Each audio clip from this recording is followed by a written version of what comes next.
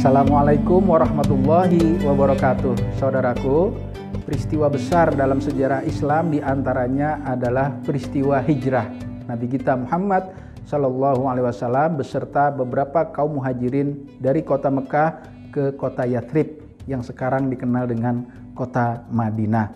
Dikatakan besar karena ada beberapa alasan.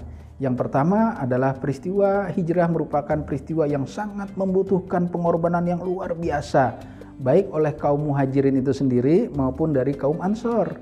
Dari kaum muhajirin, mereka harus rela meninggalkan hartanya, rumahnya, kemudian tanahnya dan barang-barang lain yang tidak bisa dibawa. Dan yang lebih sangat berkorban lagi apabila dalam sebuah keluarga yang salah satunya atau beberapanya belum masuk Islam, dan mereka harus rela berpisah. Mungkin ada suami berpisah dengan istri, ayah berpisah dengan anak, adik berpisah dengan kakak. Itu adalah sebuah pengorbanan yang luar biasa. Kemudian juga dari kaum Ansor, di mana mereka harus siap menjamin kehidupan saudaranya nanti sesampainya di Madinah, jaminan keamanannya, jaminan keselamatannya, jaminan kehormatannya, dan yang lebih penting lagi adalah juga jaminan ekonominya. Kaum Ansor, orang-orang yang berada di Madinah siap menjamin itu semua, berarti juga harus berkorban. Yang kedua, mengapa peristiwa hijrah itu sangat besar? Karena dengan peristiwa hijrah ini terjadi titik kulminasi perubahan yang sangat luar biasa. Yang sebelumnya kaum muslimin di Mekah ini kaum yang tertindas, terhina, terpinggirkan.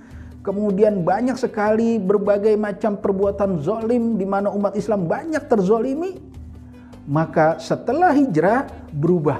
Masyarakat Islam menunjukkan eksistensinya, menunjukkan kedudukannya. Dan akhirnya Rasulullah juga bisa terpilih sebagai kepala negara di kota Madinah.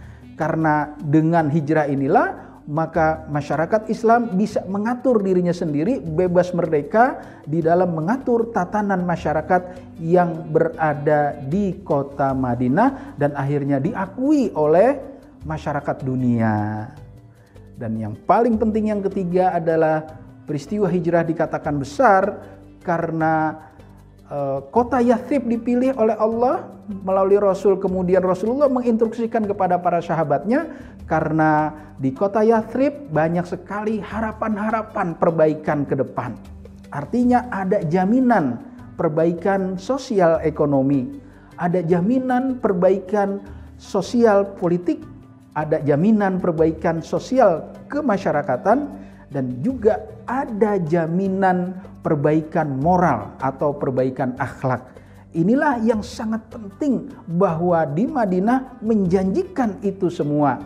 Dengan hijrahnya Rasulullah ke kota Madinah, maka terjadi perubahan sosial ekonomi, ekonomi cepat berkembang, masyarakat Mekah pada awalnya dibantu oleh saudaranya kaum Ansor, tetapi kemudian mampu hidup mandiri dan menjadi maju perekonomiannya.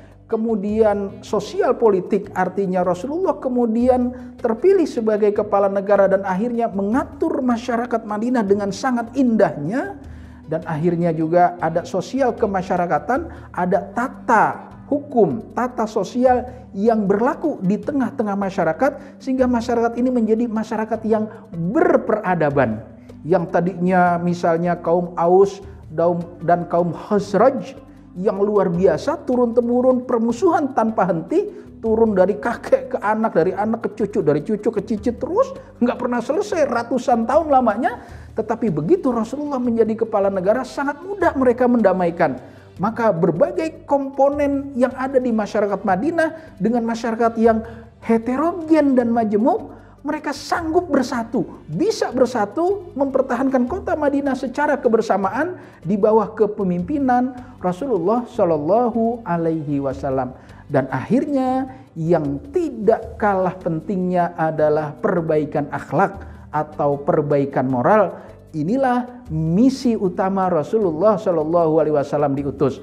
Innama bu'itsu liutammima makarimal akhlak. Sesungguhnya aku diutus, kata Rasul, hanyalah untuk menyempurnakan akhlak. Disitulah dengan kesiapan masyarakatnya, dengan kehebatan Rasulullah memimpin negaranya, dengan sistem tata aturan yang dikelola di dalam masyarakat Madinah, terbentuklah sebuah peradaban bermoral, peradaban yang berakhlak. Artinya tidak lagi menjadi manusia-manusia yang berperilaku seperti binatang, makan, tidur, kawin, buang air, selesai, atau bertempur, rebutan wanita, rebutan makan dan sebagainya adalah itu perbuatan hewan. Semua itu bisa dirubah oleh Rasulullah Shallallahu Alaihi Wasallam. Maka dengan ini kita sepakat banget bahwa peristiwa hijrah merupakan momentum yang sangat penting di dalam sejarah Islam. Semoga kita menjadi orang-orang yang pandai mengambil pelajaran dalam setiap momentum,